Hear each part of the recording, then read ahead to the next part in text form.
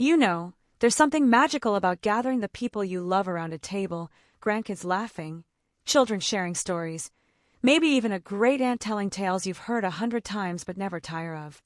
But have you ever sat there, in the middle of all that joy, and thought, how do I make sure this doesn't get lost?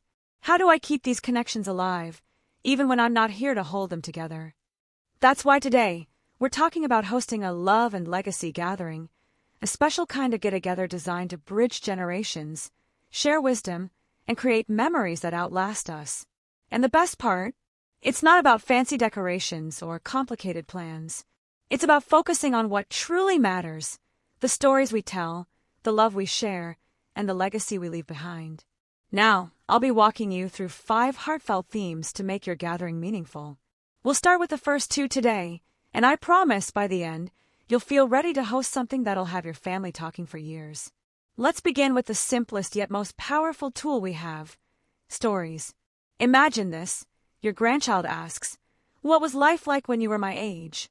Suddenly, you're not just answering a question, you're handing them a piece of your history. That's the heart of a storytelling night. Here's how to make it special. First, set the stage. Dim the lights, light a few candles, or pile blankets on the couch. Create a space that feels inviting, almost like a campfire circle. Then, prompt the conversation. Don't wait for questions to come up. Place a few story starters in the middle of the table, like old photos, a childhood toy, or even a handwritten letter.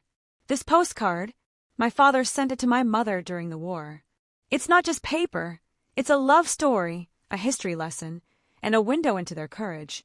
When I shared it with my grandchildren, my youngest said, "Wait, you came from them?" Chuckles. It clicked for her. She's part of a bigger tapestry. And here's a tip. Let everyone participate. Ask the kids to share their favorite memory with you. You might be surprised what sticks in their minds. Maybe it's the time you taught them to fish, or the way you always sneak them an extra cookie. Those little moments, they're your legacy in action. Now, if stories are the soul of your gathering, food is the heartbeat. But this isn't about cooking a perfect meal, it's about passing down the recipes that tell your family's story. Think about it. That casserole your mother made every Thanksgiving, the cookies your spouse used to bake for the kids, those flavors are like time machines. So, turn your kitchen into a classroom. Invite the grandkids to cook with you. Show them how to knead dough, taste test the soup, or layer a lasagna. Last year, my granddaughter and I made my mother's chicken soup together. She's 12, all elbows and giggles, but when she sprinkled in the dill just like I showed her, she said, "I'm gonna make this for my kids someday." Pauses, emotional. That's when I realized this recipe isn't just soup. It's a way for her to remember me long after I'm gone. And don't stop there. Create a family recipe book. Use a simple notebook, or even index cards tied with ribbon. Let everyone write down their favorites, even the teens with their famous microwave mug cakes. Years from now, that book will be a treasure. Now, I know what you might be thinking. But my family's so busy, how do I get everyone to slow down and do this? Start small. Maybe it's a Sunday supper with stories instead of smartphones at the table. Or a rainy afternoon baking with just one grandchild. The goal isn't perfection, it's connection. And we've only just begun. Next time, we'll talk about how to turn everyday objects into legacy treasures and a fun way to let every generation share their dreams. But for now, why not grab that photo album or recipe box gathering dust on the shelf? Open it up, call a loved one, and say, "Let me tell you the story behind this." Because love isn't just something we feel, it's something we do. And legacy, that's just love, passed forward. There's a saying I've always loved, the things we hold on to us too. Think about that for a moment. Maybe it's the chipped teacup your sister gave you before she passed, or the pocket knife your grandfather used whittling sticks for your fort. These objects, they're not just things, they're quiet keepers of our history. And that brings us to our next theme, a way to turn those everyday treasures into a legacy that sparks curiosity and connection. A few years back, my grandson found this harmonica in my attic. I told him how my dad used to play "You Are My Sunshine" on it every night before bed. Suddenly, that dusty old instrument became a bridge between a boy who loves video games and a man he'll never meet but will always know. That's the magic of a legacy treasure hunt. Here's how to make it work. First, ask everyone to bring one object that means something to them. It could be anything: a childhood doll, a wedding ring, even a ticket stub from a concert that changed their life. Then, gather around and take turns sharing why it matters. This was my mother's gardening journal. Every spring, she'd jot down what she planted, the weather, little notes like, "Rain today, the peas are happy." When I read her words aloud to my family, my niece said, "I didn't know great-grandma loved gardening like I do." Now, that journal's a shared passion across 4 generations. Don't worry if your family's not the touchy-feely type. Make it fun. Have the kids guess the story behind an object before you reveal it. Or turn it into a game. Which ancestor owned this? You'll be amazed how a simple pocket watch or a faded recipe can turn into a doorway to the past. Now, we've talked about honoring the past, but what about the future? Legacy isn't just looking back. It's planting seeds for the road ahead. That's where a dream sharing circle comes in. Here's the idea. Give everyone a piece of paper and ask them to draw or write about a dream they have for themselves, their family, or the world. No rules, no judgment. Then take turns sharing. Last summer, my 8-year-old granddaughter drew this robot that fixes broken hearts. Meanwhile, my son sketched his dream of building a cabin where the whole family could gather. When they explained their visions, my granddaughter said, "Uncle Mike, your cabin needs a robot helper." We all laughed, but later, Mike whispered, "Maybe it does." That's the beauty of this. It's not about grand achievements. It's about letting every generation feel heard. The teens might share hopes for their careers, the parents for their children's happiness, and you? Maybe your dream is as simple as, "I want to see the maple tree I planted grow tall." And here's a secret. When you share your dreams, you give permission for others to share theirs. My 70-year-old neighbor admitted she's always wanted to write a novel. Guess what? Her grandkids now send her plot ideas every week. You know, I used to think legacy was something you left behind, like a will or a photo album.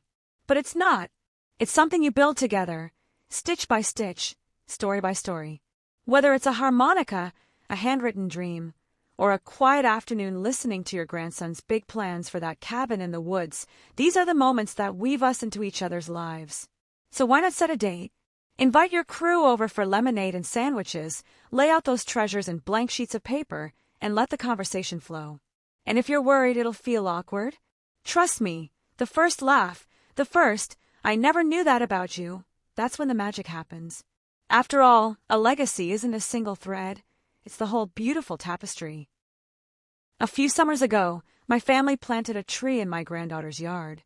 Nothing fancy, just a young maple. But we made a day of it, digging the hole, mixing in compost, telling stories about the trees we climbed as kids. Fast forward to today, and that sapling's taller than she is. Every time I visit, she runs to check our tree and whispers, "Grandma, it's growing just like me." That's the power of a hands-on heritage project. It's not about perfection, it's about doing something side by side. Here's how to start. First, choose a project that matters to your family.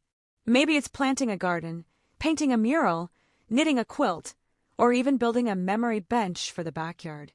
Assign roles based on age and interest. Let the kids dig holes, the teens design labels, and the adults share skills like carpentry or stitching. This quilt, my mother started it decades ago. After she passed, my daughters and I added patches, each one representing a milestone: graduations, weddings, even the year my grandson broke his arm trying to skateboard. It's messy, mismatched, and absolutely priceless. Because every stitch says, "We were here. We mattered." And don't forget to celebrate the finish line. Host a picnic under that new tree, unveil the quilt at a family dinner, or install that bench with a plaque that reads, "A place for stories, old and new." The goal: to create a touchstone your family can return to year after year. Now, if you're feeling overwhelmed, take a deep breath. You don't need to tackle all 5 themes at once. Start with one story shared over dessert, one recipe taught on a lazy Saturday, one afternoon sorting through that box of junk in the attic. Because here's the truth: legacy isn't a checklist. It's a conversation.